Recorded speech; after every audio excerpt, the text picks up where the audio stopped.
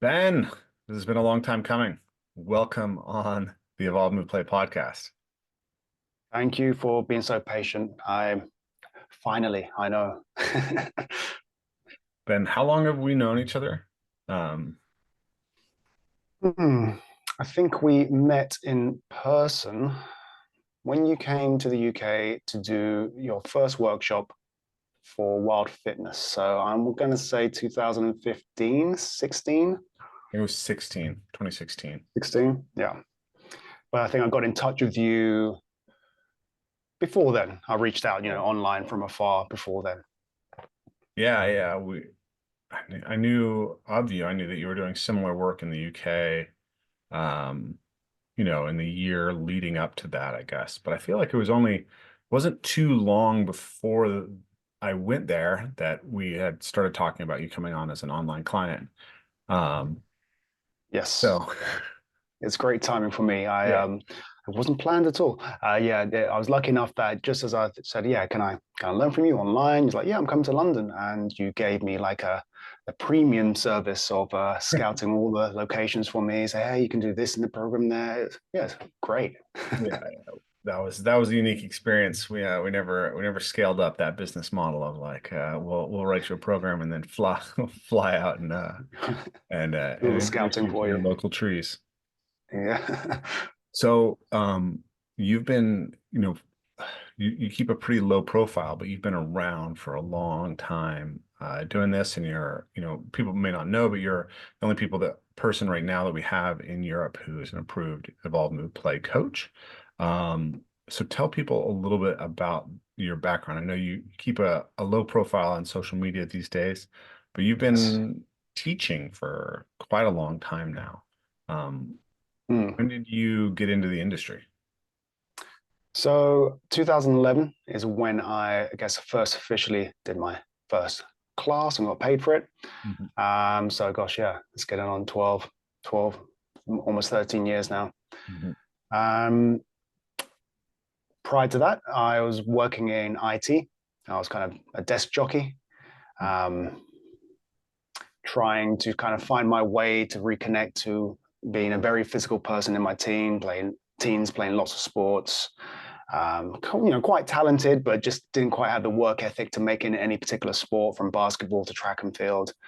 And then completely losing that output for my physical sort of expression when I stopped education and got a job, a real job.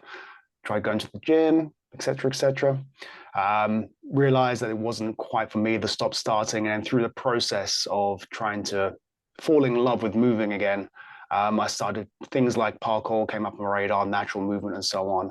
And to cut a long story short, taking up martial arts, trying parkour, I stumbled across a few workshops where they allowed me just to hang out. It was at this place called Gloves Boxing Club. Mhm. And I said, yeah, can I just learn as much as possible as an apprentice? And they said, yes. And crazily, I sort of quit my job and said, I'm going to learn as much as possible. Here I am. I was very blessed for Kirsten to allow me to, at the time, just to say, yep, follow, change career. Just as I got a promotion from the security of IT to go and follow this crazy idea that it transformed my life so much, sort of exploring a movement practice that I thought, you know what, I'd love to be able to try my best to guide other people. And I jumped in, and that was about 2010. And then 2011, they kind of let me loose, the Gloves Club, Mhm. led by Lee Saxby and Tony Riddle. And I'm very, grateful for them for just trusting me. They just gave me 2 classes a week, knew I was super green, knowing that I would be continuing to develop myself. I was currently going to any kind of movement workshop I could. And yeah, here I am now. So you mentioned Gloves was run by Lee Saxby, who may not pop right up for people right away, but Lee, um, I guess Lee was kind of uh, a follower of pose method, if I remember correctly, and he kind of took that that initiation, went his own route into kind of deep rabbit hole on running efficiency, and then early popularizers, both Tony Riddle and Lee, of barefoot running. Yes, So correct. you Yeah. were So you were doing some barefoot running. Is that one of the things that you kind of got hooked into right away in 2010? Yeah, so right at the time, yeah, you're correct that Lee was one of the most experienced and qualified pose running coaches. Pose methods is from Dr. Romanov, but he make sure I do this justice. Essentially, all the biomechanical kind of knowledge and the methodology he learned from pose. What I guess Lee brought to it was a more simplified and elegant sort of coaching cues. Mhm. So he kind of added his own stint to that, but it is based upon for sure pose, and he's brought many of his own things to it. And yeah, so Gloves Club at the time was a boxing club. Was a movement space disguised as a boxing club. Let's call it. Okay. So everyone that went through there pretty much got exposed to varying degrees about for example, minimal footwear or barefoot shoes, whatever you want to call them. Lee was kind of instrumental at the time when Viva Barefoot were just starting up. They were called Terra Nova at the time. Mhm. And so he was like sampling shoes and had a lot of input. And that's when he used to work for them. So it was all over the place, the importance, the primacy of foot health and barefoot running. And I guess a lot of people might know him from being the running coach that helped fix Ted McDougall from Born to Run.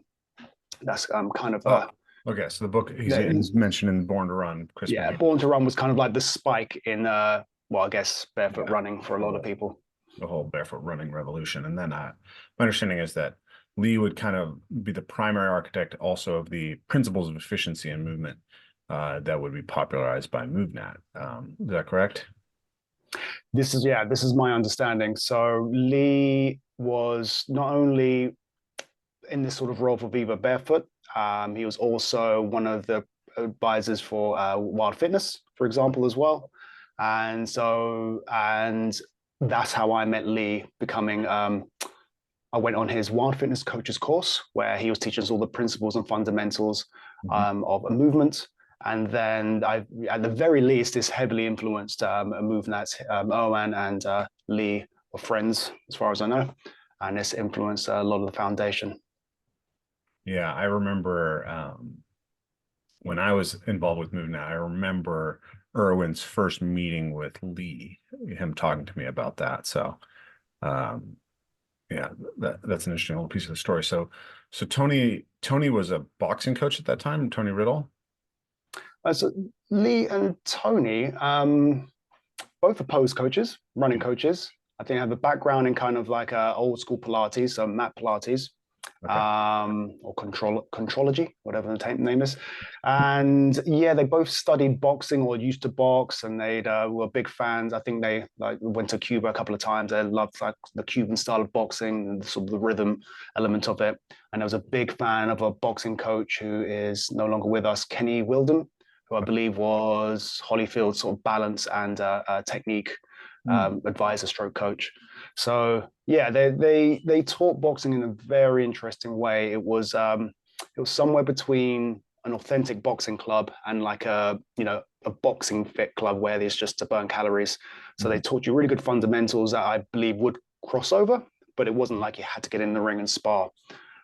So for me, it was that combined with the influence of their running coaching and just how they just watch them every day do one-to-ones and so on. It gave me a really cool foundation for to really look at biomechanics first, um, rather than the typical trainer at the time might be thinking about how can I make you stronger, how can I help you burn calories. Yeah. So movement efficiency, um, understanding natural laws of movement, etc., was kind of like very lucky. That was my first place I got to cut my teeth on. Yeah, it's quite a unique sort of spot to enter the movement industry, particularly or the fitness industry, particularly at that point in time. Mm. So you said 2010, 2011, you're kind of sitting in a lot of movement workshops, right? This is kind of before movement as a named thing really takes off in general in the fitness community. What kind of workshops were coming in at that time? What were you getting hooked into? So I So I think Frank Forensic was definitely one of the first sort of bridges from, should call it like the paleo primal.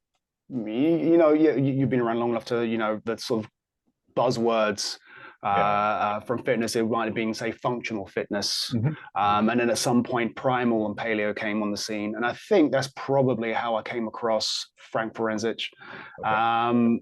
And here, his outlook on his shared influence of ours on well, many things, but particularly movement as well, probably pointed me in the direction of looking at a more archetypal way of moving, with the, now we call it natural movement, primal movement at the time. And so I was looking for if he's doing anything over here. I think he only had the odd thing going on in the US. At the same time, people like Daryl Edwards, who's Okay. known as a fitness explorer, he was the only person I could see that was doing like natural movement and MovNat influenced kind of things. Um, uh, and that basically led me to this Wild Fitness coaches course, where they had on their board of advisories, Lee, Frank, Owen, and a few other people. So that was around. One of my friends, Nathan, he told me about Ido Patel well before, anyone knew who he was. Yeah. He came to Brighton to do a workshop, for example, which I didn't attend. Mhm. He was super cheap. I wish I went. Yeah. But yeah, so Ido was around then. It was more sort of little bits and pieces of classes here and there. I went to a MovNat workshop probably in about 2012, I think. At the same time, I went to Ido, an Ido workshop, did some online coaching with him. But yeah, it was more just collecting bits here and there. It was difficult to come across, and during the process, this is how I came across you, for example. I'm back when you had your first website, I was trawling through everything you was writing, and because yeah, there wasn't especially people interacting with the trees, for example. There was no one else doing it. I was like, Yeah, that's the 2013 guy. is when EMP sort of debuted in that space. I'd been around for a while before that. I had my experience with MovNat in 2000. Well, before it was MovNat, right? Everyone and I Mm, were talking. When he was talking about trying to resurrect Méthode Naturelle. mm, Um, and then if, I think, if I remember correctly, I was actually with him in Corsica filming the video, The Workout the World Forgot, when he kind of, that was the first time he told me the new name. mm. So, yeah, so when I came out in 2013, yeah, the parkour background and taking to the trees, that's something I've been doing for a while at that point, 3 years. So you were teaching out of gloves, you were doing personals, and then at some point you got hired to teach for Move Now. When did that happen? Yeah, that's a good question. This is where my age will be showing now. So Joseph Bartz was the European instructor, I think, from about 2012. So I was learning from him Okay. for I got certified for him from MovNat, but I was also learning from him because he was also on Ido Patel's teaching team at the time. Mm, And so I think I took over from him in about 2014, but I might be wrong. So yeah, I was the European certification instructor from about, yeah, a year and a half. And I think my last one was 2016. So yeah, but 2014, 15. I might be wrong. okay. Yeah, that's funny. I just had Yosef on the podcast actually. That just came out uh Okay. yesterday. So first Oh, time I cool. got the chance to have Yosef on. So that was fun. One thing I remember hearing was that you were kind of at the end of your MovNat tenure. You were bringing in stuff from my work, stuff from Tom Wexler's work, stuff from Ito's work. People were really Mm. enjoying those seminars, but if I remember correctly, you kind of got in trouble for straying too far off the script. Is that true? True that I would bring in, things that I think are useful, but not didn't get in trouble, no, Okay. because I don't think they were aware, to be honest. But yeah, there's still things to this day where I've passed on to the people that have taken them from me and the cool people, and I see that, oh, it's nice to see that that's remains because that wasn't in the manual. Whether it just be a simple partner game, for example. Cool. So, tell me about, how encountering EMP initially, the work we did together, how did that shift your perspective? And also, I guess maybe there's a separate question, but when did you find the trees at Hampstead and start Mm. teaching predominantly there? It's a good question because it's so the big milestone was that the gloves boxing club, where I was, doing one-to-ones and classes, that closed down basically in 2014. So it forced a shift, a major shift in, number one, I had to start thinking on my own, right? I couldn't just wait at a place, expect people to come in and see if I'm the right fit. I had to get my website sorted. I had to decide, okay, what am I about now? So the initial panic of like, what am I going to do? And that basically took me to, right, I'm going to continue. I'm going to continue doing the classes I was doing outside. So I'd already be taking classes here and there as more of sort of novel alternative, for, in the summer, I'd say, hey, let's go to local park, or for my own practice, I'll be using the trees, whatnot. But, I'm going to say, as cheeky as it might sound, I had a kind of a MovNat lens, which Mhm. is you go around looking for the right place to do a specific technique. Mhm. And that'd be it.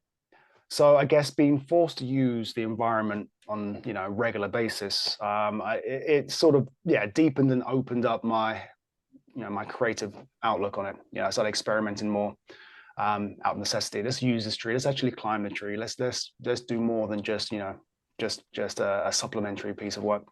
Um, so that led me, I guess, at some points as small influence of I got a little bit of parkour background. I'm using the trees for parkour thing. Is anyone else doing this? And I think I came. That's when I not think I know I came across your first tree runner video. Oh, okay. Um, but I'd already come across your website prior to that, so as I made the connection at some point. Oh, okay, it's just, it's the same, because I was just sort of evolving with play, and I thought this is very useful. There's one of those typical people that's just kind of like look, absorb, and then not really say much. And then I made the connection. I think that's when I reached out to you. Sorry, what was the other question? I don't know if I've answered your question.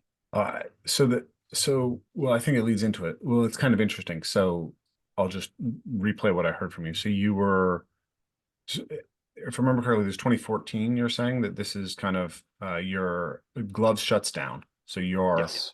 no longer able to teach in there. And it sounds like you're kind of teaching a meld of things, maybe already influenced. You've got some Frank Forensic influence at that point. You've Yeah. got some Ida Portal influence. You're doing the MovNat stuff. You're doing the stuff that you learned from Lee and all that, and kind of a pretty progressive movement curriculum that you're teaching indoors at that point. And you started to go out as a field trip for your students. But then when gloves Hmm. shut down, you didn't have a place to go. So you started going to Hampstead Heath. And you were you were sort of looking at the trees as a means to facilitate specific skills that you'd been taught within the MovNat curriculum. Mm. Uh, it reminded me of, the other first sort of you were the third online student that I worked with. The first was Adam Durst from Adelaide, Australia. And then the second was Rutger van der Zee from the Netherlands. Rutger was another MovNat Mm. teacher. And he always joked about looking for a MovNat branch. Mm. Um, just a single straight branch that was like a bar that you could Yes. practice leg hook climb ups on, and Mm. elbow pop ups, and the kind of like MovNat menu of skills. And Yes. that encountered my work, and you got a deeper appreciation for the trees. So that always makes me laugh to remember that time. I think Rutger and Mm. you and I got to have a good laugh about that, walking through and spotting branches of different kinds in your local park there. But so yeah, so you're telling me that, and then you were looking, in some sense, you were starting to already, the trees were sort of already calling something out of you, it sounds like. Yes, And you for were sure. looking for more ways to lean into that. And that's when you found Tree Runner, my big first sort of tree running video. So Yes.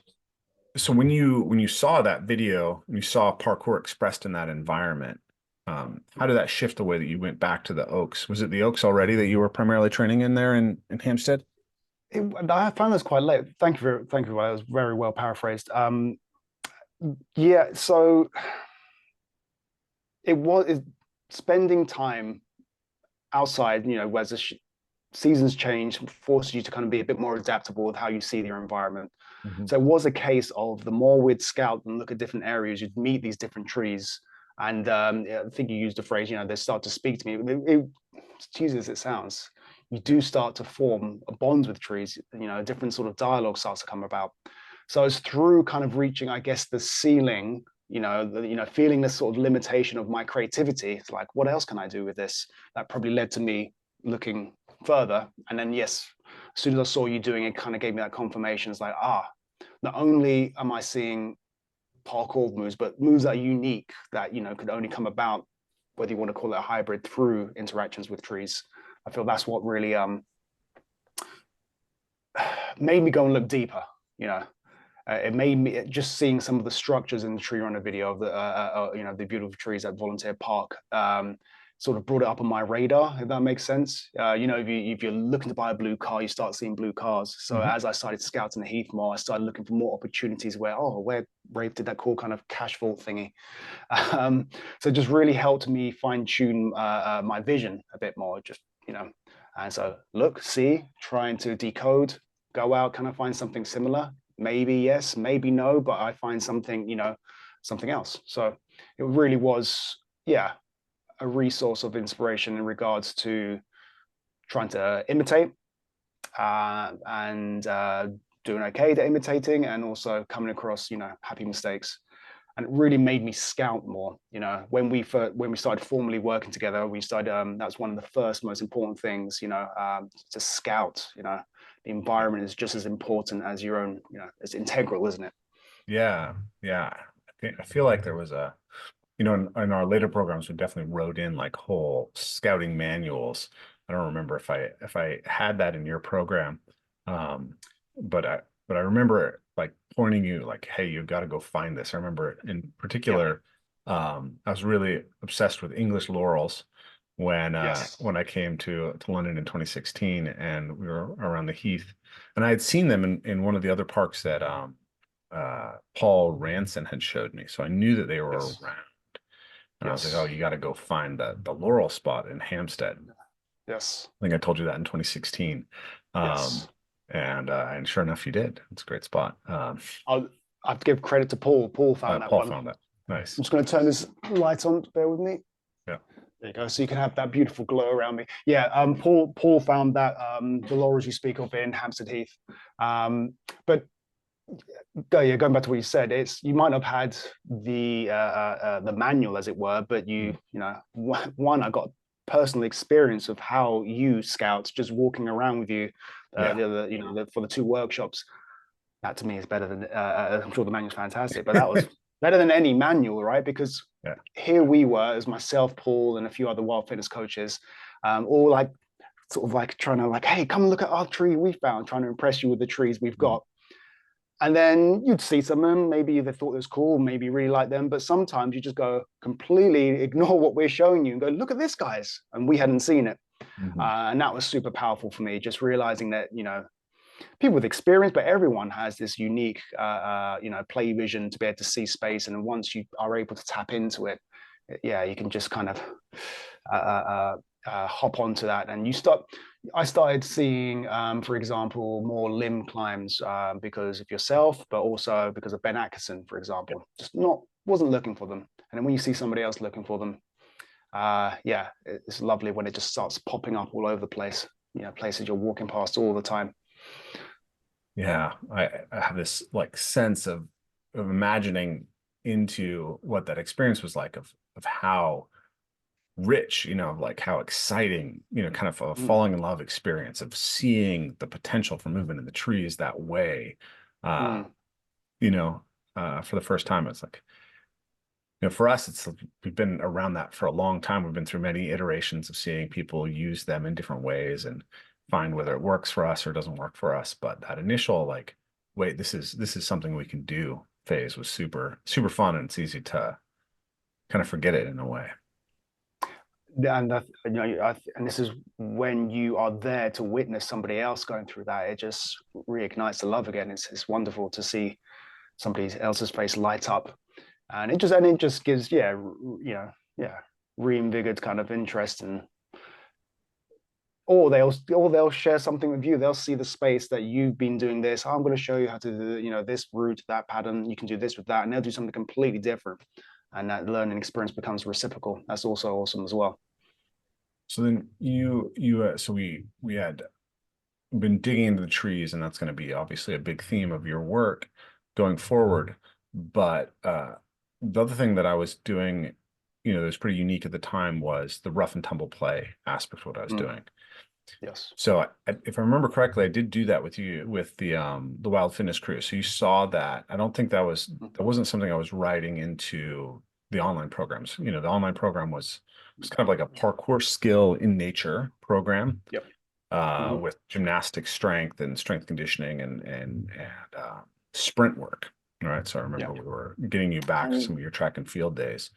you did some Um, flow work as well. You did some body integrity for sure, yeah. yes. And there was some flow work as well, like some Yeah. floor. At that stage, I was like, Um, way too deep with the FRC stuff. The level of functional range conditioning drills I had all my Normal at people that doing was stage, and uh, not knocking FRC, but it was nothing quite like that at the time. So we all just essentially experimented on ourselves and each other yeah, and other people.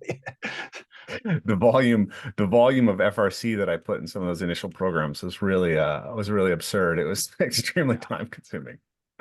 There's some great stuff with FRC, but I wouldn't write a sort of total body um, FRC component into a program Mm, today, yeah, unless but it's uh, but I yes, I agree, but I think it was still useful. I'm glad that I got that much volume because would I've explored by myself? Maybe not.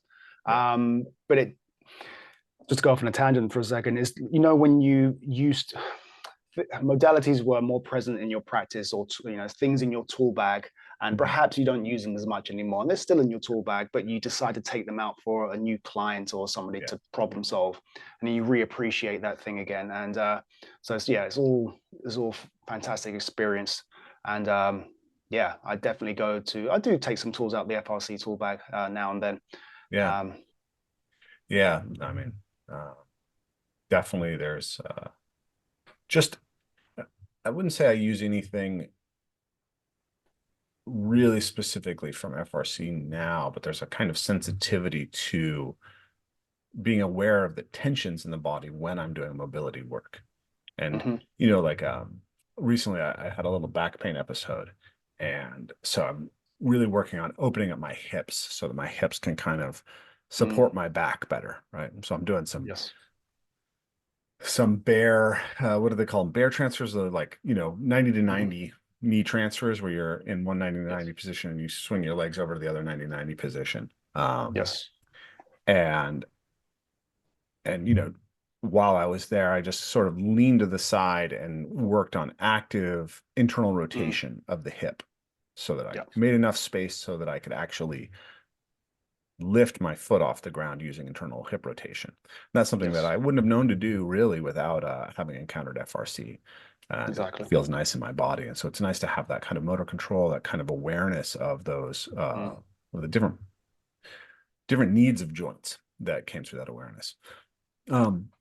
agreed. But to go back to the question, uh, how did you incorporate, or did you start to incorporate the rough housing right Yeah. away into your training, into your work with clients? And also, had you already encountered some of those ideas through Frank Forencich, and how did those things interact? And then, um, when did like Tom Wexler and Josef Frusick and Fighting Monkey sort of come into that mix? Yeah. So yes, I was already doing some partner games. So I think Frank through I forget their names now. The Wild Fitness coach, I apologize for forgetting your name, who had worked with Frank quite a bit. So I picked up a few, of Frank's, core games from him, and then I immediately adopted them. Was trying them in my classes back in 2011. Daryl Edwards again, he had a nice variety of partner games and so on, which I was kind of collecting and curating as well. And I guess Ido Patel as well. When I first went Yeah. to his first workshop, whenever that was, 2012, 13, he has some partner games as well. So it was great when you came to London, though. That was the first time, I guess, that there was that much depth, and rather than just kind of like a novel, hey, let's play. Frank was kind of talking about it, but they just added more depth, more nuance, more principle based, I think. And it Yeah. just, again, it was confirmation to feel like, yes, I feel there's something here to keep on exploring. So, yeah, just compounded like this is important because back then it's still quite strange outside of, I don't know, dance and contact improv or martial arts, to do Mhm. anything touch bases. Maybe it's got a bit better now, but it was definitely strange back then. So you kind of need to see, peers and people you're inspired by, leading the Yeah. way.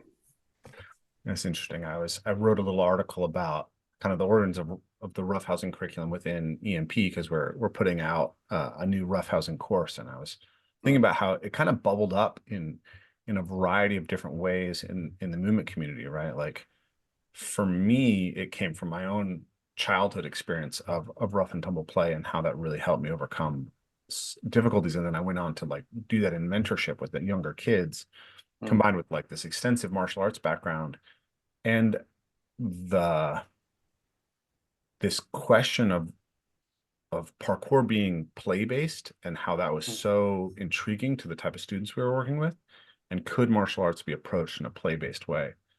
So it's interesting because I came into it with like when I really first started that exploration, it was really from a martial artist perspective, mm. and then Yeah. applying play research to it. And I did use some of Frank's games that Yeah. were kind of like the seeds for me that I was working with in addition to, this really extensive Muay Thai and BJJ, MMA background, capoeira. Yes. And then I think I was talking to Aaron Cantor about his experience with kind of getting into this interactive space. And it was so different because he came from yoga, right? And Mm, he basically had gone through this intense experience of meditation and yoga and realized that wasn't really helping him in like his social and interpersonal experiences. And he was like, what would an asana of physical interaction be? And that's where mm. his sort of starting point was in Yes. development. And then Frank actually had a very extensive martial arts background as Mm. well, which I think kind of gets forgotten. And then I think, I, Ito obviously was extracting a lot from, having been a capoeira coach for years, as well as yeah. studying Russian martial arts and boxing. And I think I would probably fit into that category. In that the thing that sparked me to leave my job or to explore movement was martial arts again. Mhm. Having dabbled as a child, but restarting martial arts as an adult. So that was my comfort zone. And so Frank's games, yeah, I think they come through his kind of a martial influence in some of how the games are formed, distance management or how to manage partner resistance. Mhm. An element of sparring and even has his dojo etiquette and rules. And it wasn't until to answer your question that I met Tom and Joseph and Linda. So Tom Wexler and Joseph and Linda from Fighting Monkey that yeah opened up my world to more partner interactions or more on the continuum of dance and contact improv. This kind of place that was initially quite scary for me. Felt quite Yeah. vulnerable to explore up until that point. Yeah, that's interesting. So I think what I did was that I feel like I scaffolded that basic interactive play to a to like being able to work up to like full martial arts sparring Yeah. in a way that I haven't really seen anyone else kind of systematize it to the same degree of how each game actually builds on the constraints of previous games in order to move us towards being able to play specifically with freedom in the martial arts. Mm. Um, So I think that was the unique offer that EMP had. So you were Yes. able to take that and apply it with your students right away then. Yes. How did that land with the student body that you were working with in 2014, 20, I guess 2015, 2016? I think it's general. It's probably one of the most enjoyed elements of what I offer. I feel, the space to bring people to the special place like Hampstead Heath. But the interactions between people, I think, is what I'm very lucky to be a part of. So it's like in my mind, I think we're similar in that. Wouldn't it be great if we could get people at the end of this process, however long we might have, whether it's that one session or over a few sessions, comfortable with wrestling, and but we kind of know that if we just say, "Hey, let's wrestle straight away," that there's going to maybe be some challenges. So yeah, I'm very lucky in that I had the system and the framework, also with the empathy to I guess to be able to read people, to be able to get them further along or further out their comfort zone or expanded their comfort zone. Yeah, it's a combination of things, but you were definitely the first person to sort of give a path to yeah, I've seen some crazy things in where the participants were at in workshops and where they're ending up basically kickboxing sparring, for example, and that's quite something, right? Yeah, it was cool. Where at the beginning they were all a little bit awkward to shake hands and hug, let alone to hey, Yeah. you're kicking and punching each other with control and with consent and looking after each other. So yeah, outside of martial arts is kind of a bit blinkered. I don't think my sessions will be the same without that approach that you were sharing in regards to feeling confident enough that rather than just avoiding it and thinking, oh, that people are going to be put off, it gave me the confidence to keep on researching, to keep on finding ways to gain people's trust, to build rapport between one another, Yeah. and sound principles as to a game that might be uh, uh, quite distant at first from real fighting, but it has all the elements there. Yeah. Um, so it's interesting. You mentioned Tom and Yosef and Linda. So for Yes. me, it was Shira Yaziv and and Tom. And then I remember so I went and trained with Ito in 2011. And I don't think we actually did any of the capoeira ground flow stuff in particular. Mm. But I was watching his videos, so I picked up on that material and got really curious about it. And so I went and when I left Parkour Visions and really decided to devote myself to this movement project of All Move Play, I started taking both at some point, I think actually before I left Parkour Visions, I was taking contemporary dance. And so I did like 6 months of contemporary dance and then 6 months of capoeira. And at some point within that, I went down and taught when I taught actually. So the very first or the second workshop I ever taught for EMP in 2013 was in collaboration with the Athletic Playground in San Francisco, which is Shira Yaziv's gym. And Shira is another one of these figures who has had a massive influence and, was an incredible innovator in the movement field who nobody knows about. Mm. But she was Ito Portal's partner in the Haifa Capoeira gym before she moved to San Francisco and started her own thing. And she created a mixed movement modality, parkour, circus arts, dance facility in the Berkeley. And I gave her a ticket to the event in return for a private, and she showed me a bunch of games from capoeira. So theoretically, she was teaching me capoeira, but she was teaching me capoeira from her own games-based perspective. Mm. And then can't remember when, but I got the chance to go spend some time with Shira and do contact improv with her.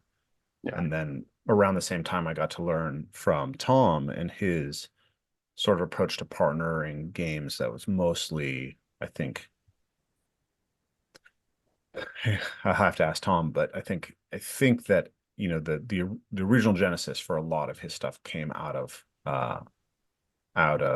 contact. Though he also has, of course, an extensive capoeira background and Yeah. has really been deep in the BJJ, though. Um, Yeah. it's funny like I know Tom practices BJJ a lot, but I don't see it too much in the way that in what he offers and teaches. It the last time no, not the last time, but on his bows and arrows intensive, it was quite prevalent there. Was it? Okay, It's cool. where I met Aaron actually. Yeah, yeah. Um, but yeah, and also some workshops as well. You know, especially in hindsight, now that I've started grappling quite regularly now, I can start to look back on some of Tom's ideas, games, and I can say, I can see he was really inspired by. You know, there was a time where I guess he was going through a lot of inversion. Mm, So for BJJ, you know, there's different ways you can roll onto your back and retain guard and so on. And yeah, I didn't recognize them at the time, I guess, but I recognize them now. They were definitely giving us partner games, and he was doing very interesting things, sort of blending sort of his soft acrobatics with sort of partner games that are based on jujitsu drills. mm. Yeah, it was cool. I gotta spend some more time with Tom. So, yeah, I'm really curious about the impact of of of both Tom's work and Fighting Monkey, because like watching your social profile from afar, right? After you Mm, sort of were kind of had come out here and experienced Return to the Source and mm, done a year of coaching with me, there was a way in which like your stuff started to look like EMP, like cross-pollinated with Fighting Monkey mm. and movement archery. And then of course there was the unique things that you were bringing, especially in the dancing with the trees, which we'll get to in a second. But can you tell me a little bit about how the encounter with Tom and Joseph and Linda, sort of how that catalyzed your work? Wow, where to begin? So, I mean, I don't like to. I hope this doesn't make you feel uncomfortable, but yourself, Tom, and Joseph and Linda, like many others as well. I don't want but really important paradigm shifts.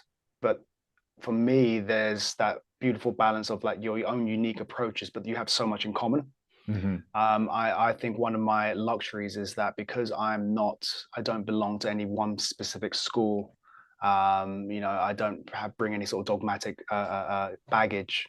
It really puts me in a position to see you guys are talking about the same thing in your own unique way, in your own unique voice. And it just, yeah, really helps me put things together. So, Tom, initially, it was my first sort of step into I'm going to explore some I don't know I wasn't know what to expect. It was his first ever workshop, but it looks like maybe some contemporary dance and some floor work and some areas that I know I'm going to feel uncomfortable. I'd always wanted to try, say, to go to a contemporary dance class, but for whatever reason I hadn't.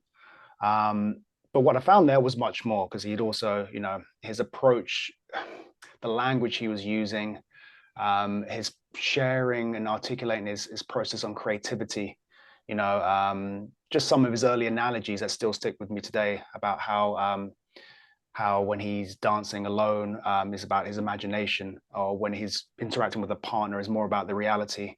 Um, Definitely has been a huge influence on me doing my best to conceptualize all these different, influences of interacting with your inner and outer landscape, your inner space, your near space, your far space, body, people, and place.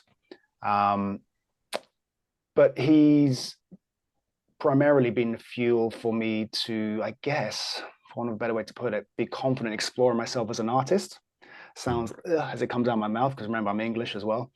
Uh, but as we get to that, dance with the trees, Tom is definitely huge, huge. So along with yourself, I joke sometimes that how I interact with the trees is a result. I'm the love child of you and Tom. Uh, that's the easy way to sum it up. Um, yeah, I could go on more about Tom, how inspiration has been to Well, not yeah, just my own. I'm curious about it. Like since it's mostly Tom and then my work where the dance comes into your work, I think Mm, that's something I really wanted to dig into, is how you've yes. approached and really kind of honed in on actually dancing with trees as a practice. Mm, So I can't remember the timeline exactly, because I feel like there was a it was so it feels to me like I shared the tree running with you and the flow with you, and then in some sense we both encountered Tom, you and other people and other Mhm. dance experiences independently, and both ended Yes. up kind of starting to explore dancing with the trees. Yes. Because I remember, I guess it was 2016, 2017 when I was really taking the contemporary dance that I had Mm. learned and the stuff that I'd learned from Ito and Tom and Shira and maybe Yosef and Linda. And I was going to Volunteer Park and I was very intentionally practicing dance. At that time, one of the best trees there was dying, and I had this desire to Mm. choreograph a remembrance of it. Yes. And so I was working on, various ways uh, to sort of handspring and fall back and do raíces over the trees and kick and spin and pirouette on top of the tree, and then Mm. how to connect that to all the ground movement stuff. And I feel like if I remember correctly, it was sort of just happening at the same time for you, where you were taking a lot of Tom's stuff and bring it into the way you were interacting with those trees. What is your memory of the kind of the genesis of the tree dancing movement? Because it's Mm. it's not really a movement, it's kind of just us. But Yeah. maybe one day it'll be. Yeah.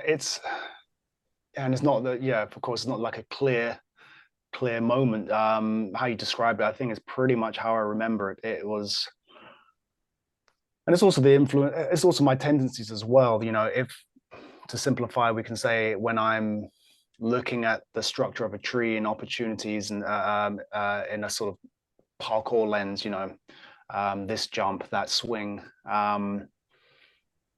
feels quite yang for me at times. Mhm. I enjoy it, but maybe as I'm getting older, I'm probably not as drawn to it.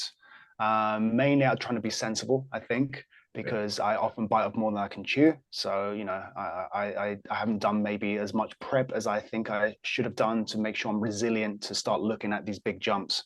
But I think I can do it, and so I try to, you know, hold myself back a little bit. And I think something about how I started to connect with the trees, even if I were going to do a big yang sort of jumping session, a big parkour session in the trees, I'd still want to kind of check the tree out. And part of that was it's almost like somewhere between massaging myself with the tree, giving the trees some love, some sort of contact improv, leaning on it, checking the limbs as I'm doing it, just tuning in to that particular tree. Because I feel for me, I've got quite a low threshold for fear. So whatever I do comes out familiarity. And that naturally started leading me to like, what happens if I slide on this? What happens if I lean back on this tree like as a partner?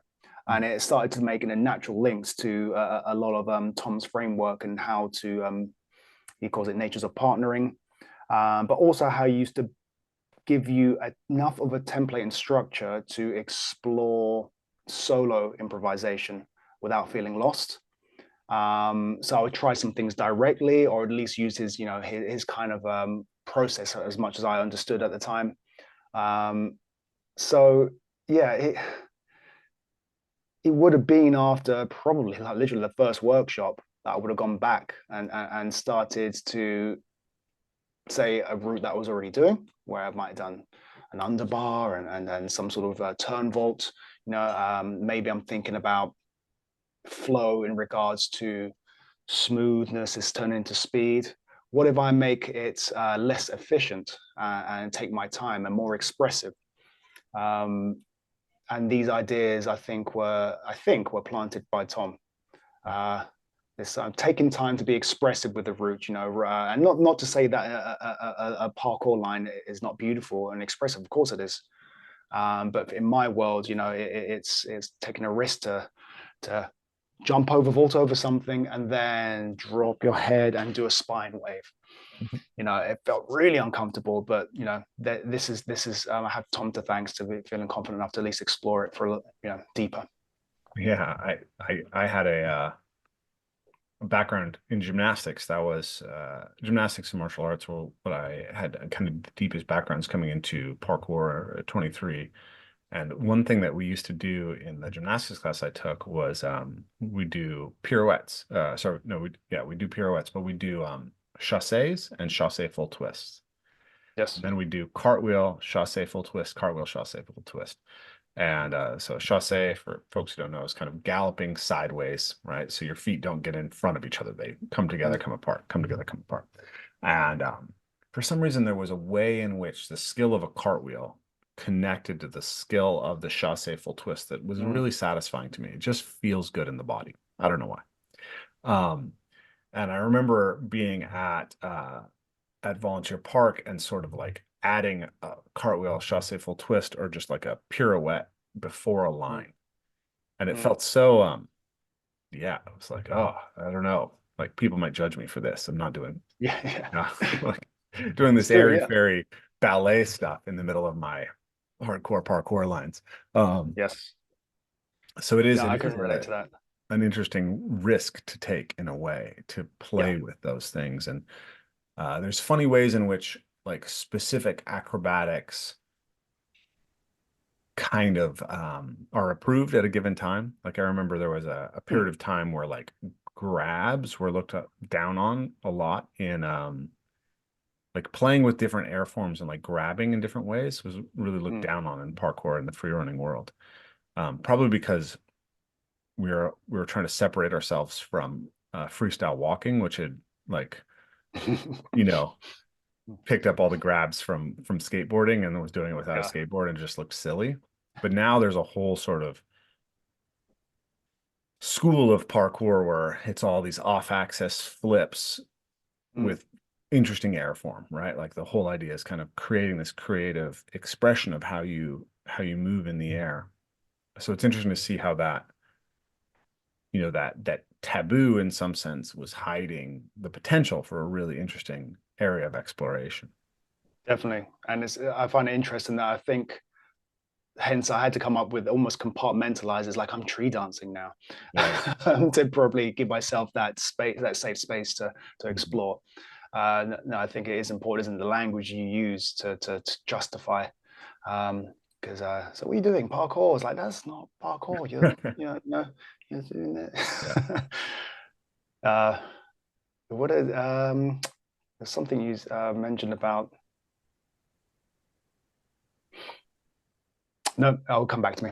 Yeah. Well, I was going to ask you about how you like what kind of heuristics was your experience of dance sort of just feeling into it and using movements and kind of attitudes that you had acquired through Tom, or did you like have a more structured way of thinking about how you're putting lines together, putting Mm. uh phrases, I suppose would be the language that a dancer would use. Like instead of a line, like a parkour athlete Mm-hmm. would do, you have like a movement phrase that you're using the tree to partner with or an improv. Um, Yes. how did you have any kind of formal structure behind the way that you were approaching that? I'm it's turned out that way, through experimenting essentially, but very much initially from things I would have collected from Tom, for example, Mhm. and other dancers as well. So Tom's the first person that I went deeper with, and then as you kind of make more friends in the dance community, um, just sharing, that some a friend of mine will call it, like I say, a script or a theme that you play with, Mhm. and whatever phrases come out from that idea. So I think, but yeah, initially seeing, because Tom, from my perception, Tom's first few workshops were kind of aimed at people in the movement community rather than dancers. Yeah. So I think from him having to solve the challenge, let's call it, of us not being trained dancers or experienced dancers, at least most of us, Yeah. there were some, how he got people comfortable and free enough that, again, that balance of structure and frameworks, you don't feel lost, but enough room to have your own individuality. Those were the like key ideas. How you would give people like three simple sort of ideas. Maybe it was, I want you to go down to the ground, find a position of rest, stand up, and at some point throw something and let that lead into going down to the ground again. So it's like these little structures of, and you can build many things from that. And I would kind of borrow that and modify it to how one might interact with the tree. Or I might take one idea and really kind of use my regular group as a research group, suggest it, see how it goes. Sometimes there'll be a hit, sometimes there'll be a miss, some will just need more. Um, and then start to form, to answer your question, sort of names, like code names, to my regular participants. So, for example, we might explore sort of a general movement coaching kind of a principle. Your points of support. I want you to start off and explore any point of support leaning into the tree. So it's kind of a pushing interaction between you two. What happens if you lean with your shoulder? How close are your feet? What's the angle that you lean in? Now let's lean away from the tree and sort of pulling points of support, and just allow people to use that idea and explore by themselves. Then I might give something more explicit, for example, and say, now we need to be suspended like a gibbon, and see how, one point of support above and one point of support below on one leg. How can you use the spare leg to play with different interactions? So we start to build our own vocabulary, as it were, and I might call that tango gibbon. Um, so these kind of individual phrase makers, for want of a better word, or catalysts for improv, with just enough sort of structure, would then start embedding. I would then start embedding those into lines.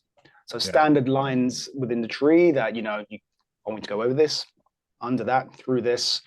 I might start saying, I want you to start here, do a little bit of tango gibbon, go through here, points of support, and so on. So it's definitely Tom, gave him the foundation to be brave enough to start exploring that, I think. Yeah. And collected, I'm sure, many other influences. But Yeah, the points of support and like hanging versus that reminds me very much of sort of a contact improv where you're exploring the relationships that you can have with a human partner. exactly, Um, yeah. I picked up a few frames. I think the first way that I thought about it was actually really simple. I just thought about like the idea that um, generally in parkour, we don't actually want to be inverted or rotating if we're trying to be efficient, but we want to have the capacity to invert and to rotate if necessary or to respond well to inversion and rotation. So I would think about just putting together lines that explored as much inversion and rotation as possible. And then I Yes. remember uh, there was this idea that I got from contact improv of touching something at the level of like the skin, the Mm. muscle, and the bone. And I kind of took that to the tree. Like, how do I Mm. kind of brush past the tree and use that? How do I, you know, move with the tree, but then how do I like lay myself all the way and like let the tree support my weight completely? Um, and then the last idea I picked up was this idea of, well, to go back, at some point I figured out that someone said to me that the dance is just a series of weight transfers. And Mm. then that the weight transfers, and Tom said this, you can you can do your weight transfers with the beat or over the top of the beat. Mm-hmm. And so start to explore that in relationship to music as it's happening.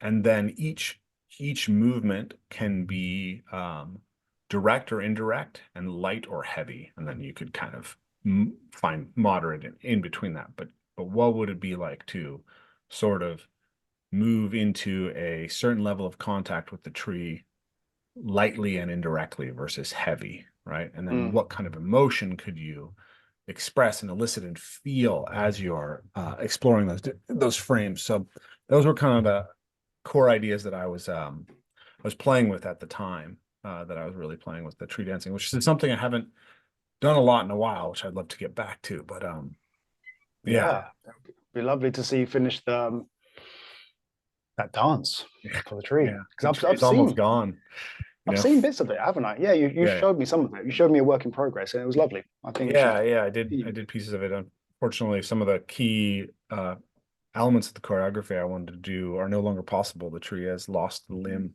that I wanted to use. Um, but yeah, I've had an idea that at some point we should should have you out here and construct a tree dancing course. So folks are listening to this and they want that. Drop a comment and say, give us the tree dancer course. Um, I'd love to.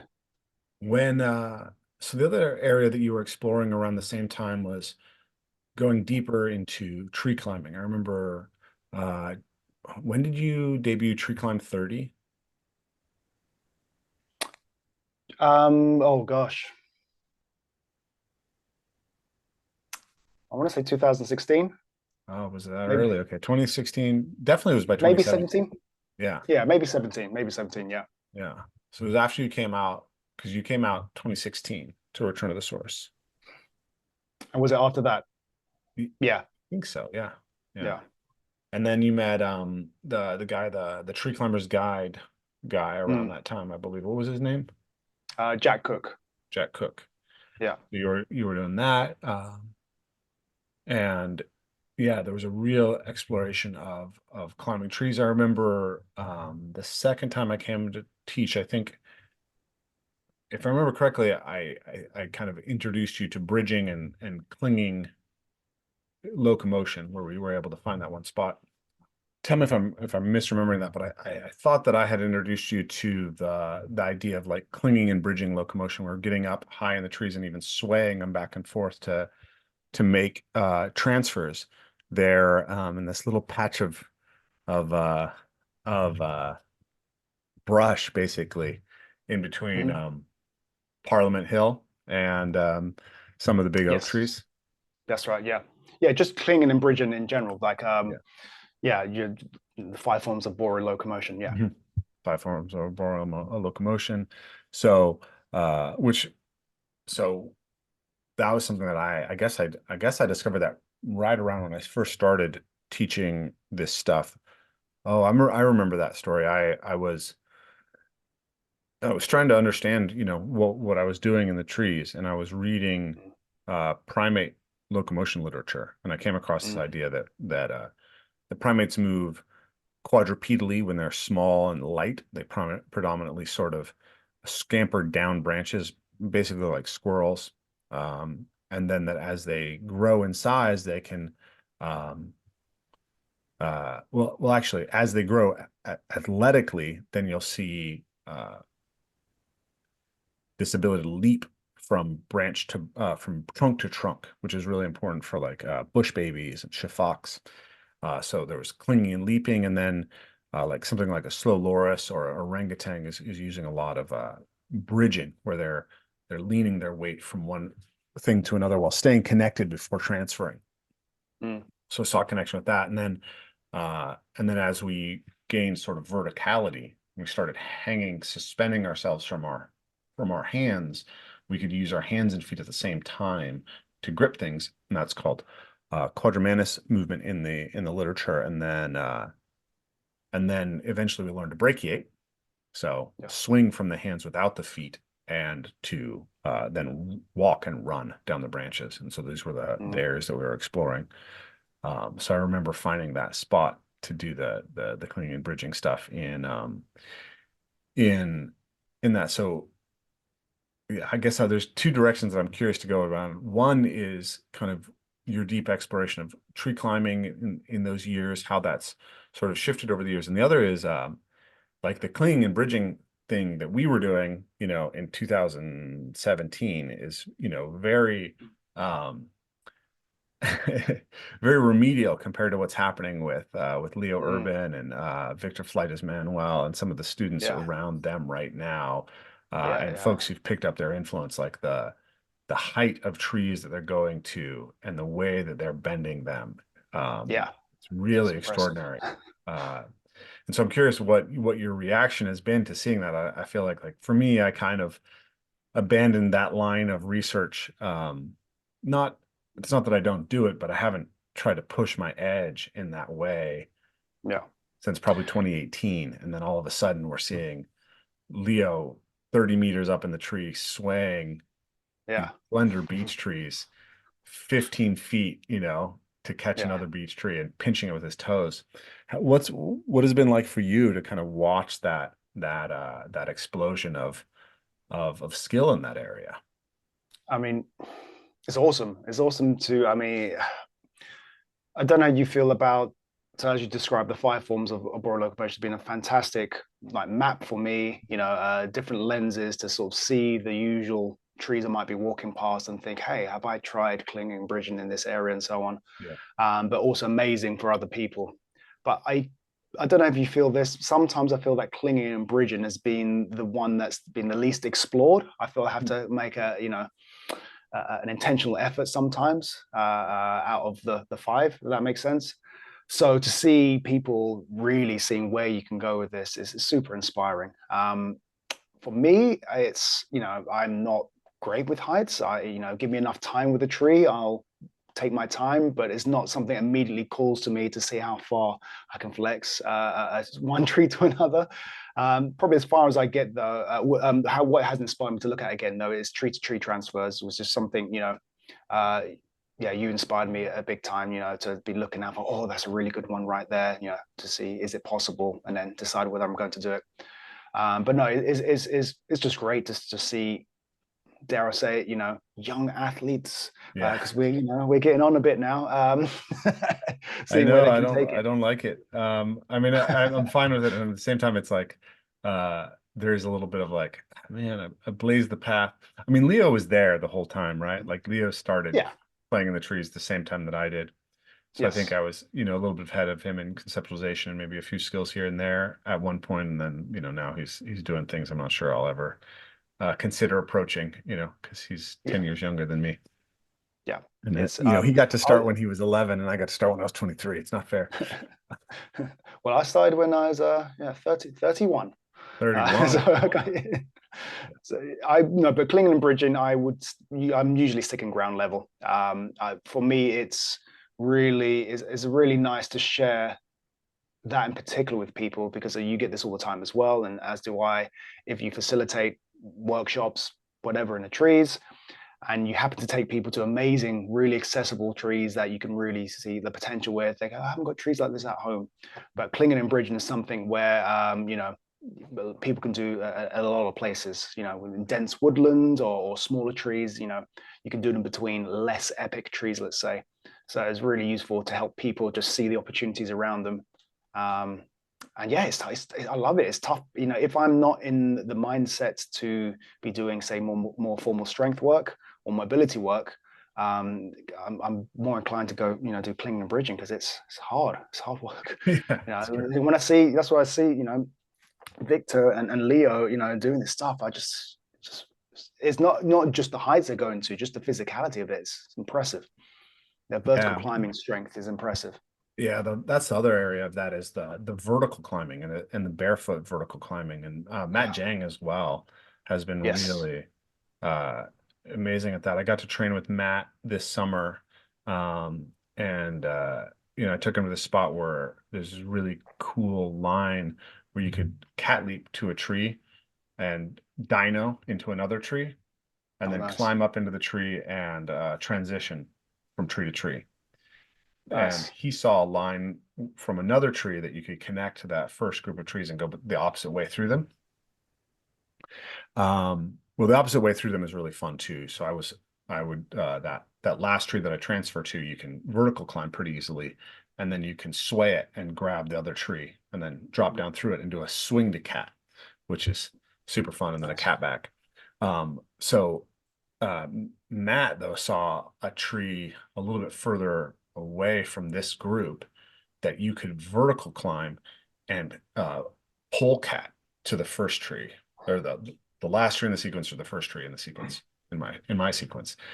And the speed at which he was able to wall run into a vertical tree climb into this cat was just absurd. I'm like, I've been thinking about my goals for next year and kind of what I want to accomplish as far as routes. And like that one is like really Yeah. stuck in my head. Like I want to Mm. go.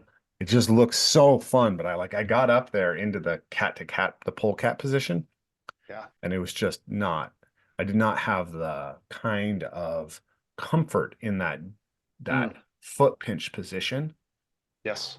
that they've got now. And so all of those guys have been taking that vertical tree climbing piece, which is an interesting piece because it is something you can really find in a lot of places. It doesn't, you don't have to have these low-lying limbs that allow the kind of more parkour style tree running that I like to Yeah. do. Victor has been able to teach his tree stuff kind of all over in a way that's a little bit harder for me because I want limbs that I can vault over and swing between, right? Yeah. Yeah. So it's cool to see that, and it's also challenging. And what I've realized, or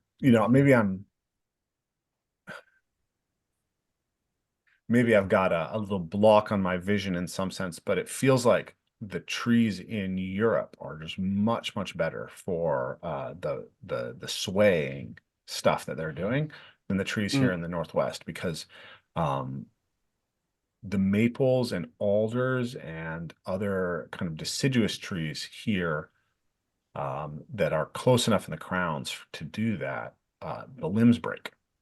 Yeah. That's quite brittle, right? Yeah, they're quite brittle. Mm. And even the cedars, which are really, really solid, sometimes you don't know if they're dead or not in the higher Mm. limbs. And I've Yeah. fallen out a few times relying on those limbs.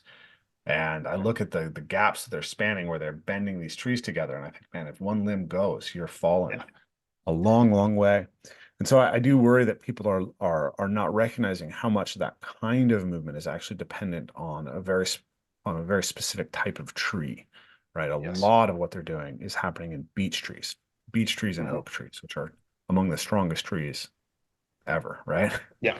Yeah. This is very important, isn't it? And I would add to that just also, so yes, tree species specific knowledge and tree specific knowledge as well. That's just, I would have to just know that tree inside out. Yeah. Tapping on it every way up just to, that's just me. Yeah, we need to disseminate some of that. People are seeing these images of it's good that most of Leo's stuff is vlogs now, Mhm. because that gives a little bit more of a sense of his approach. But I feel like there needs Yeah. to be more dissemination of the intuitive, like how are you sensing whether something is safe or not? Yeah. Like Yeah. how thick a limb on this type of tree in this season even you're willing Mm. to risk your life on. I don't have that intuitive sense for myself because I have fallen out a few times trying some of these things. Mhm. And so right now it's like I don't know what I would trust to do Yeah. the kind of, I know that a beech tree would be a lot more comfortable to try that stuff than Mhm. the trees that I'm in. Um, but even so, like I feel like I would have to scale back a lot Yeah. from where they're at as far as like how thick the limbs are. The other thing is I'm 20 kilos heavier than Leo is. Yeah. Um, Yeah. I'd be the same. I'd have to go and be around them yeah, to really, because I think you do have that knowledge, of what to look for and so on, but just not in that very specific context. It's so yeah, specific, yeah, yeah. yeah. We talk But about that when canopies that are closer to the ground. What season is it? What species is it? How to trying our best to articulate things that might become a bit more naturally to us in regards to sensing this branch is okay, is it not? But yeah, yeah, it's just a different ball game up there. yeah, like one of the things that people should be aware of is the movement of sap in the tree and how that Mm, impacts the bark. Like there's some rhododendrons which are really amazing to move in. mm, And I realized that there's a certain time in the spring when the bark becomes very, very fragile and will rip off really easily, yeah, um, which is dangerous for you as an individual. But it's also that particular type of tree also I think gets disease really easily once the bark yeah, has been split. So I have to be like really careful about the times of year that I'll train in those trees. yes, And that's something agreed. that people need to be aware of. I want to go back though for a second to your explorations of tree climbing. So you had worked with me, you'd kind of gone off. We weren't working together online anymore at that point. You were really diving into to climbing trees. You were dancing in the trees, but you were also doing a lot of climbing and really, I think your goal at one point was to climb a different species of trees every day for 30 days.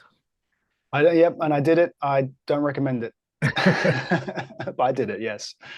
Um, yeah. So part of the tree climb 30 challenge. We did three, didn't we? So I Yeah.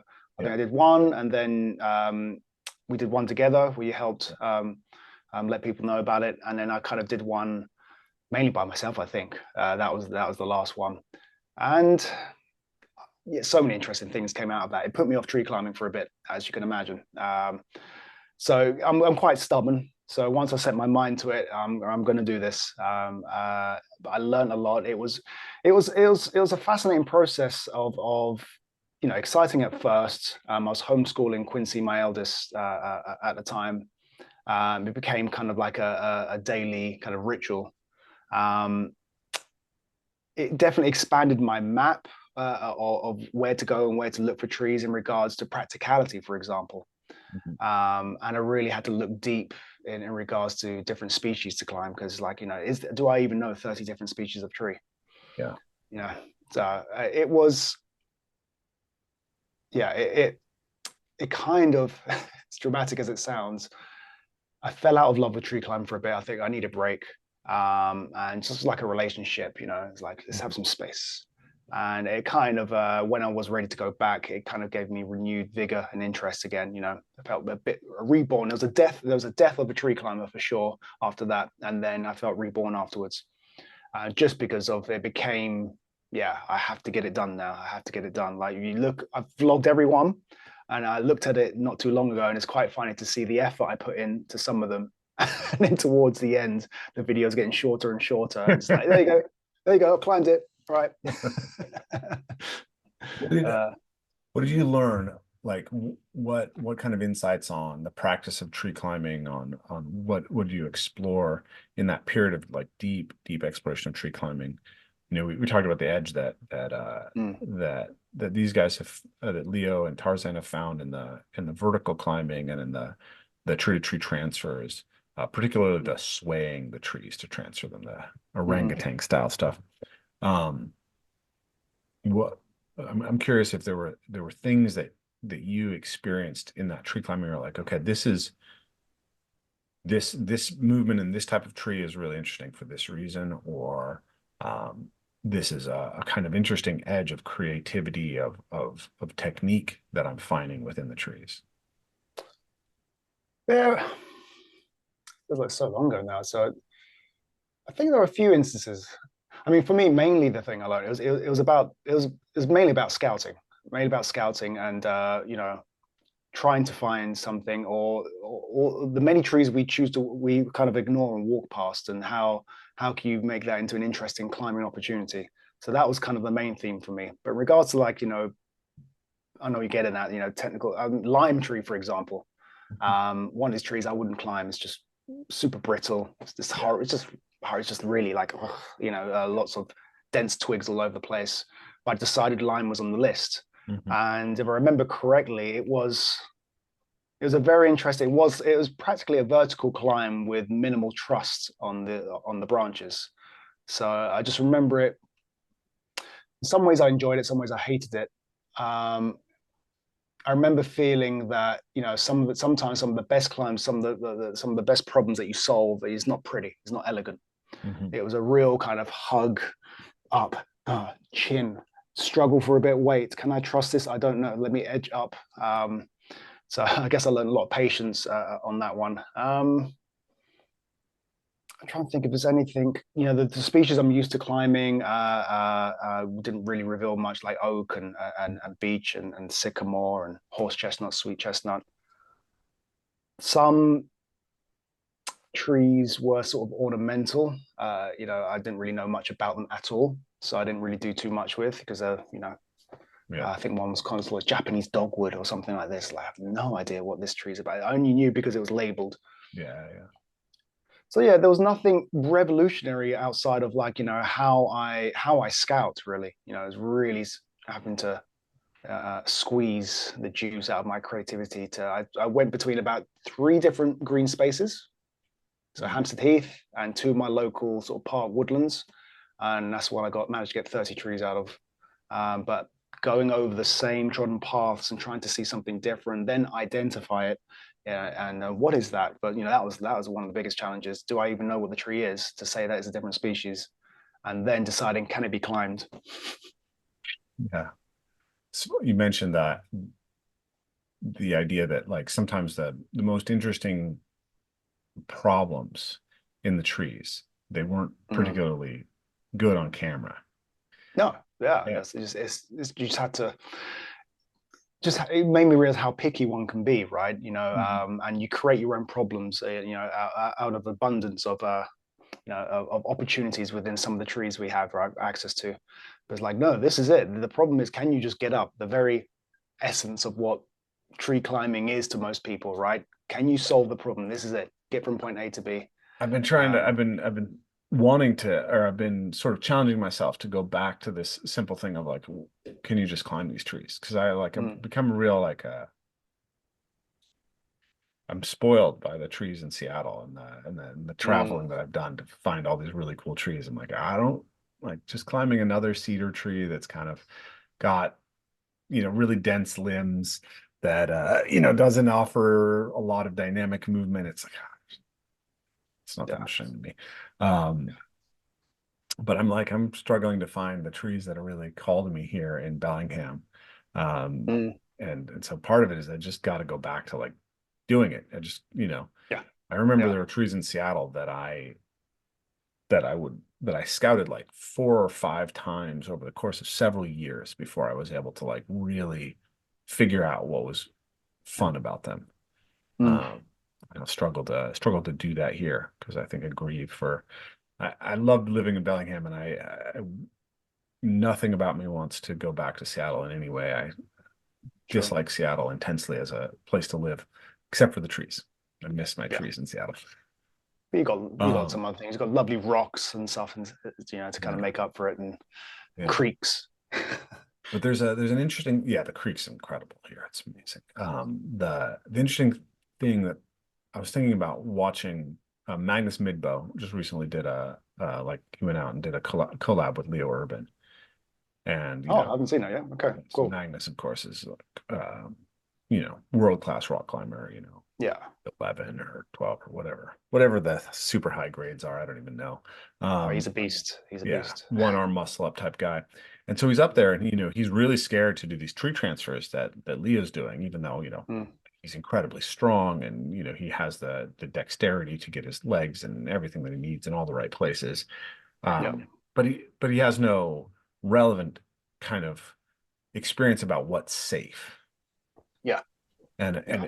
it just started me thinking about like, is there ever going to be a point where we can kind of grade tree climbs the way that we grade rock climbing? Um, Mm, does the is the are the elements of the challenge collapsible enough in some sense because they're so different because it's like how slippery is the tree? How likely is the tree to fracture, right? yeah. Like how afraid are you that you're just going to break and die? Um, and then how likely is the bark to rip off? Um, Mm. you Yeah. know, You have the impermanence of it, right? It's going to change. Rock, holds break and stuff, but it's yeah, going to be around unchanged for a little bit, right? yeah. Yeah, Yeah. it's true that then the trees change more, right? There's lots of challenges that I was doing 10 years ago that the branches have actually just gotten too big for. There's a variety Mm, of swings that I used to do around Seattle where the branches have outgrown my hands just in 10 yeah. years. And then other places where the trees have fallen down and changed shape and um, limbs have fallen off. Or the cities come and chop them off, which always makes me super sad. Yeah. The worst. So, I wanted to ask you also about, you saw Evolve Move play in 2016, right? In 2017, I think you came out with me in 2017 when I was teaching as well around Europe. You came in, Yes. uh, and Yeah. Where do we go? I believe in 2018 you went out and taught EMP workshops for us Amsterdam. in Europe. Yeah. But That was in then Amsterdam. Yeah. then kind of I shifted my attention to online. You, I think, had to go homeschool your kids. COVID happened. Yep. So then last summer you got to come back and experience EMP with us again. And I've been watching you from afar and saying, oh, I want Ben to come back and kind of rejoin us because what we did evolved quite a lot in that time, right? Definitely. The the Yeah. um, the approach, the integration of all of the sort of Jordan Peterson stuff that I was doing, and then the John Vervaeke stuff, the different layers of knowing and the philosophical side of what we did, that had all, evolved by leaps and bounds from 2017 to, 2023. So you came back and got to experience Return to the Source this summer. You got to teach some of you as well. And tell me about what it was like to like what what was the re-encounter with the EMP like as far as seeing what's shifted, what was novel and exciting for you? How did that impact your practice when you went back to Mm. um to London? Well, it's quite so. When did I came to return to the source was 2018. I think you said, right? 2016. It's 2016 first return. Wow. So that's quite, yeah, quite a lot. Well, it was amazing. It was amazing to see because it wasn't just like I hadn't seen you in between, and I've been, I'm obviously aware of how things were evolving and how things were changing, but to see it in action with the group of people, the talented group of people, and how you all mesh together. For me, it was I was kind of I don't know. I was proud. Yeah. That doesn't sound too patronizing because believing in something, believing in someone, and what you're doing, and how much has affected me, and wanted to share with others, and then to see it kind of reach its potential is so awesome. It was you've managed to find the perfect balance of people in the team. Yeah, people that've been around you for a while, but the fact that now they have more of a role, which has allowed you to do what you do best. Um, and it was an experience that because I'm kind of I'm helping, I'm assisting, I'm facilitating, but also got to experience myself. Mhm. It was really powerful what I brought back. I guess from the kind of coaching side of things, it gave me template and a belief to really start to push into this sort of idea of transferability. From like physical practice to the lot of dialoguing, for example. That was like one of the big like shifts for me. Because one thing on paper to say how one communicates and interacts and has a dialogue through your physical practice, how it might mirror life or how it might transfer to life, and a difficulty of like how do you bridge that. But to see some of the intentional time and space made for circling and for fun games, that's some of the things I took home directly um, to apply. But just overall, it's just a smooth operation. Such a smooth operation now. Is yeah, I was impressed. Like everyone was on point. Everyone knew what it was doing. From down to the amazing food and facilities and logistics, down to the menu of things that we put for the participants. To yeah, sounds sorry if that's a bit vague, but Well, yeah, yeah, I mean, it's almost like a completely different. So the consistencies with this, I remember obviously your coaching and what I'm used to in regards to the movement practice and the places we went to.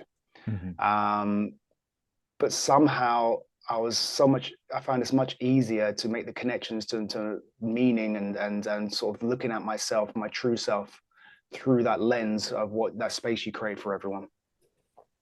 Yeah. That rather than compartmentalizing, this is great for my physical practice. I went home with, using paraphrasing, for example, with the Mhm. children. Yeah. It's easy to compartmentalize one's physical practice, I guess, or even the retreat. Amazing things happen there. I was reset, and then you go back to life. Um, Whatever that cocktail is, that beautiful cocktail is that you've got now of the people, the place, the pedagogy, um, definitely permeated into my life and imagine other people's life. Mm. Um, Yeah, I want to just mention Kyle and Aaron while mm, we're talking about this because I think that was where you're highlighting was how Kyle Yeah. Kaku. Was Kyle with us in 2016? I can't remember if that was the one year that he wasn't with us. Was he there? He must have been. Maybe he wasn't. Was it because we had wilderness awareness one year taught by Jamie Mock. It was kind of that. I don't know if you No, remember wandering through the woods with the tall blonde, ridiculously handsome man who was helping us. We found we found a bird kill. I don't know if that was the year that you were there. I think that might have been. no, that doesn't ring a bell. No, Okay. I'm pretty sure Carl Um, was there. okay, so it was Kyle.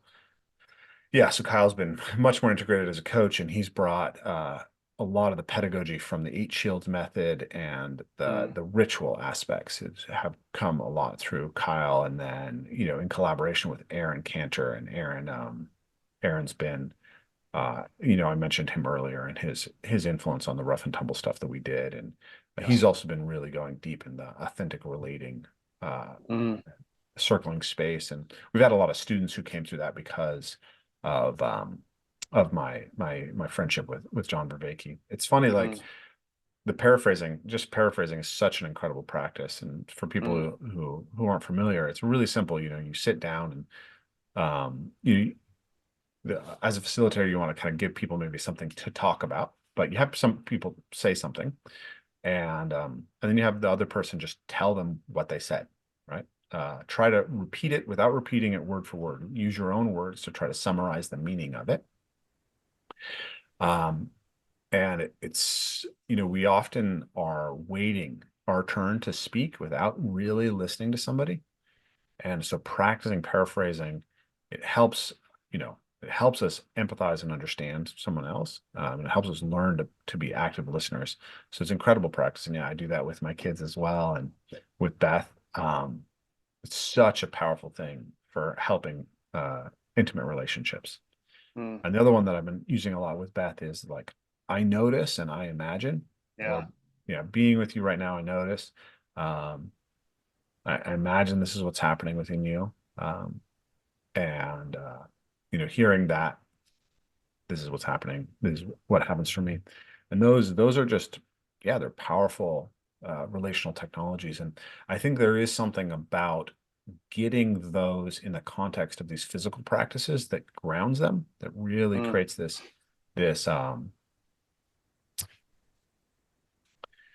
attunement, right? That's Aaron's word that I like so much.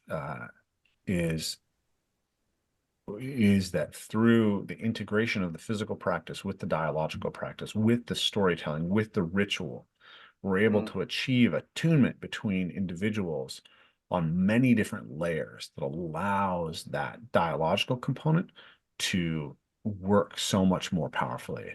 That's the yes. the way that I experience it. Yes. Yeah. And yeah, I think Carl, Aaron, Miranda, you all complement each other so well. It's like, Yeah. the Avengers of it, just really, I tell people about, for example, the opening ceremony. Hmm. It's just powerful within itself, and I can only imagine what it was like for the participants and to be a part of that. But just as a great example of how how that set the tone for the trust and yeah, attunement. I don't want to give anything away, I guess, because Yeah. but it was powerful. Just you've worked so hard, because I was in on a couple of the calls, how you would, see how you did previously and what you'd change, what you'd keep. And yeah, like I said, it's just proud to be associated with is that what a well executed, awesome team. You all balance each other. Even if you agree, disagree on certain things, I think yeah, Thank you. it Yeah. was awesome, man. It's so good to see it grow into what it is now.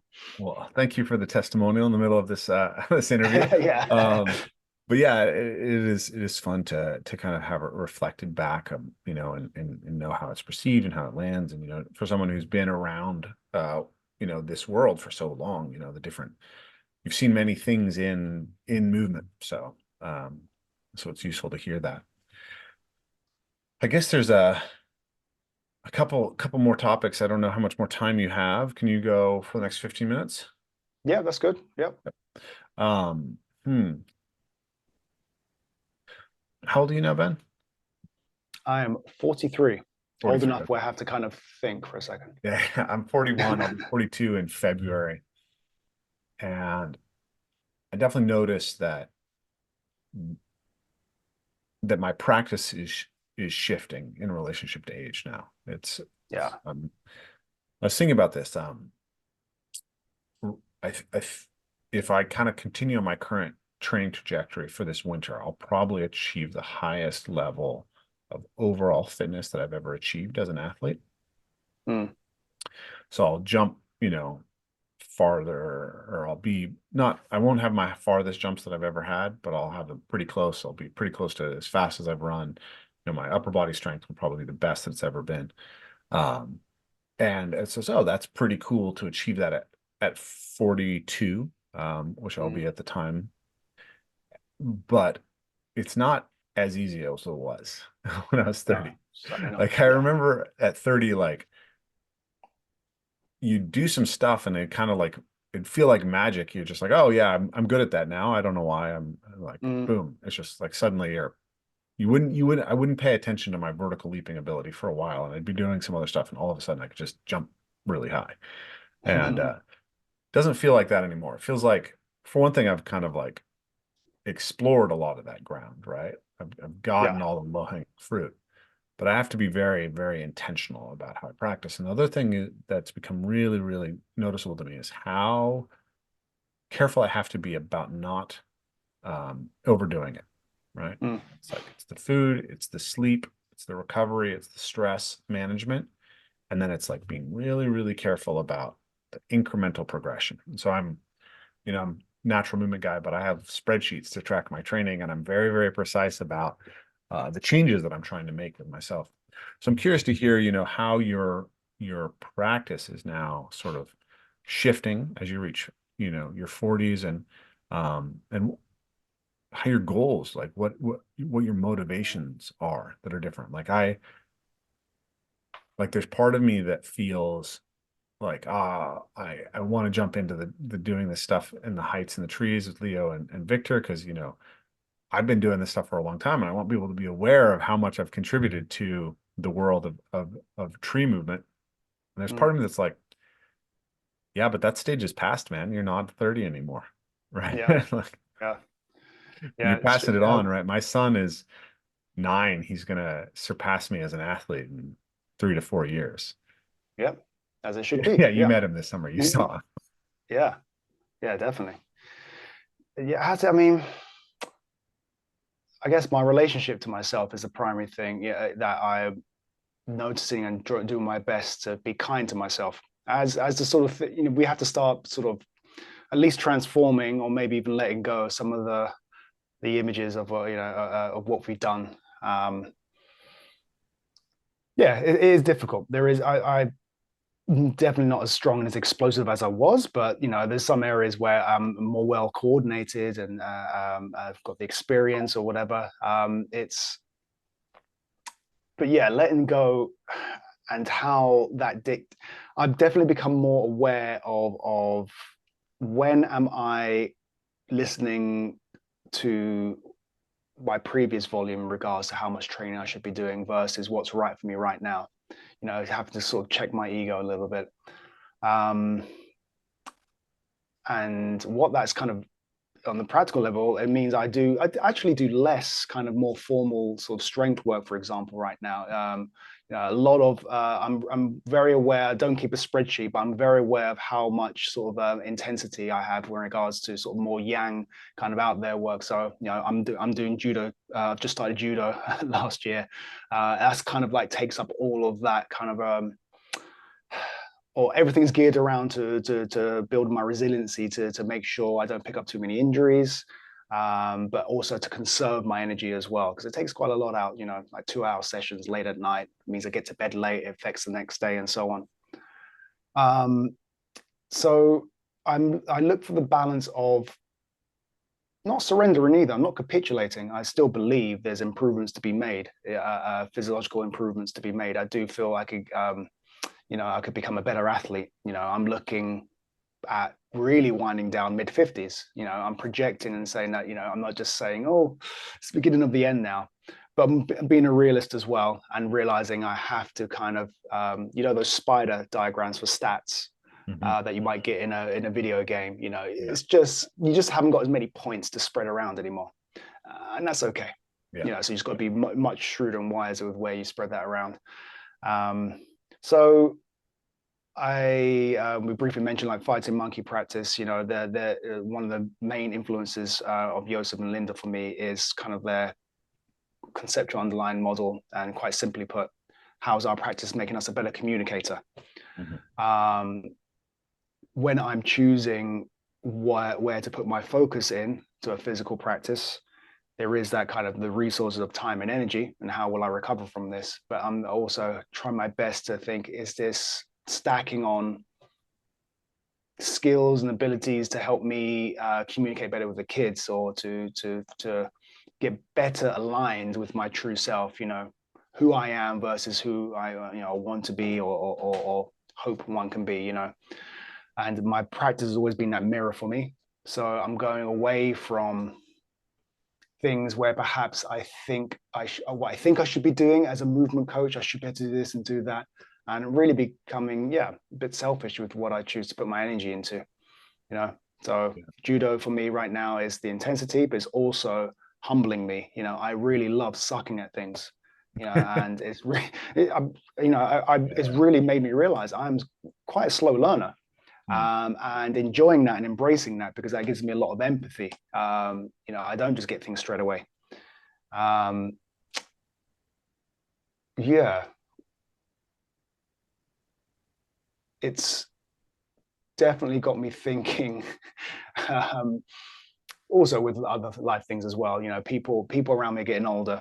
You know, family members who might have died recently and so on. It's definitely making me think about my mortality more, for sure. Yeah. You know, what I'm going to be doing in 20 years' time for my physical practice, but what am I going to be doing? Um, so I don't know about you, but I can't separate, you know, my sort of physical practice, who I am, from my career, if you can call it Mhm. that. Um, yes, I'm in a very, I don't want to say a crossroads right now, but it's definitely, I've noticed, starting to, as I'm hitting sort of approaching the mid 40s, it's definitely got me thinking about movement coach Ben. I hate to call myself in third person, at 50. You know, Yeah. what does that look like? What does a 50-year-old, 50 something movement coach look like? And Yeah. I don't know. how do I remain authentic, you know, Yeah. and to myself? And yeah. Yeah. It's interesting. I mean, within the parkour community, I guess I was going to ask you about your experience with Seb. We'll have to pick that up another time and his influence, Sebastian Foucan. But, he's 49 now, I think. Yeah, he will never admit you to let you know that, but somewhere close. Yeah, I know how old he is. 25 Yes. or 49. Yeah, Um, exactly. Peter Pan. yeah. And so we're just starting to see what that looks like, looks pretty good Mm. with Seb. If I'm Oh where yeah. Seb is in 8 years, as far as my physical vitality, I'll be real happy. And continue to progress. So it's possible. Yeah. Um, I think I'd love to talk to you at some point about movement parenting, but I think we're running low on time. Mm. So I think the last question I want to ask you is what do you see on the horizon in the movement world that's exciting to you? Young coaches, trends, like things that you're like, that gets me excited to be part of what's happening. I'm curious if there's anything for you in that arena.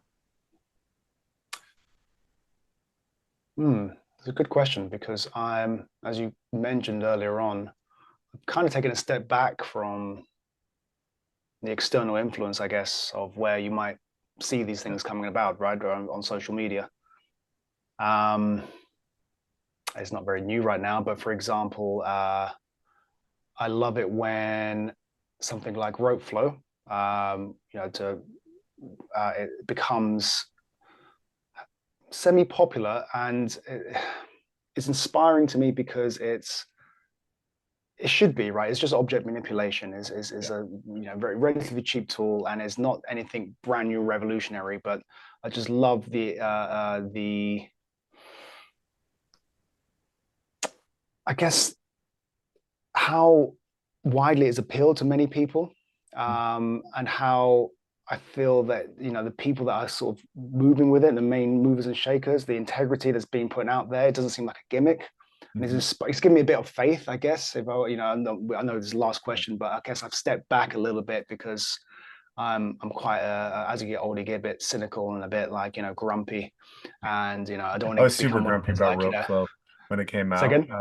When rope flow started, I was, Yeah, I don't know, I was just like, man, another tool, another toy that everyone's going to be, me too. another like it's, I've seen so many things that are the latest, greatest thing in the movement community come and go. Yeah, it was totally my experience of the rope. It's like, Yeah. but it, Me too. I was the late adopter. Me too. I kind of initially going, oh, and I rolled my eyes, and just because I like to moan and be grumpy now and then. But eventually, I tried it and I saw the depth within. I realized that, okay, yes, it could go down if it gets popular enough, sort of diluted, whatever it's going to be. But underneath it is principles that we both, you know, resonate with. yeah, the head over Manipulating split stuff, objects the is a spinal part of human injury, history. and Yeah, exactly. yeah, and just basically like Aaron has a really nice way of saying it. He loves to play with alliterations. The three basic Mm, toys that every culture plays with is the rod, the exactly. rope, and the rock, right? Yes. Stick, rope, and stone, right? Or Yeah. ball. A ball is Exactly. a stone that is safer to play with. Yeah. Um, so those are the basics. So yeah, it's a great tool. And going back even to, we talked early about Frank Forencich, who I think probably most of Mm, the audience won't even recognize, but was, mm. a seminal figure for those of us who were early adopters of movement at the end of the aughts, the early teens. Um, you know, he played with ropes as well. That was a big part Yeah. of some of the Exactly. stuff that we were doing with him was sticks and ropes and balls and interactive games, right? Yeah. And locomotion Yeah. too. Um, his approach to locomotion was very kind of influenced by functional fitness and something that you can do in a gym and in a group class. But you can see the fundamental principles of like this is the stuff, right? That you Yeah. gotta move with other people, move your body around in space, and move things that you can manipulate. And that Exactly. was all there within Frank's conceptualization, you know, back in the probably mid-aughts, right? I don't know when he Yeah. came up with all that stuff, but I imagine been around for a while by then. Yeah. Exactly. Um, okay, so I people are always asking me where they can find Evolve Move Play in Europe, and I'm always saying go see Ben, right? Um, Yeah. you have weekly group classes in Hampstead Heath, right? Correct. Yep. Yeah. Yes. And people can find that through benmeddercoaching.com, Just benmedder.com. Yeah. benmedder.com, benmedder.com. Um, and we've got a couple of workshops scheduled in Europe for this upcoming year. If people want to do that with you, they can go find that on the website. And then if people want to have you out in any other area of Europe, um, they can ping us and we'll ping you and we'll figure that Yes. out. And do you have any move with the seasons coming up? To be continued. Yes, but not. Still figuring out. But hopefully in spring, we'll have something where a bit of wilderness awareness Yeah, integrated in as well. So, but cool. nothing on the website yet. So keep your eyes peeled for Move with the Seasons, benmedder.com. And I guess the last thing is Rope Flow London. That's your other big project that people can Yeah. kind of tune into what you're doing. Yeah. Rope. Yeah. The rope. Invested in like facilitating this for others, I think is a very simple way to kind of amplify what you're doing. It's fun, but it has depth to it as well. Awesome. Okay. Well, yeah. Thanks for finally joining me, Ben. It was great to share a conversation with you. A trip down memory lane. I think it's good for people to hear about where all this stuff came from. It's always so easy to get trapped in what's happening right now. Mm, And forget, what happened before. But a lot of times what happened before is why what's happening now is happening. indeed, And yes, some of the mistakes that we made in the past are really good to know because they're going to continue to be made in the present. it's true. Uh, Yes, so so that was really fun, and I look forward to our next conversation. Hopefully, we'll see each other again this year. yes. Sure. Sorry it took so long, but yeah, thanks for having me, man. Awesome.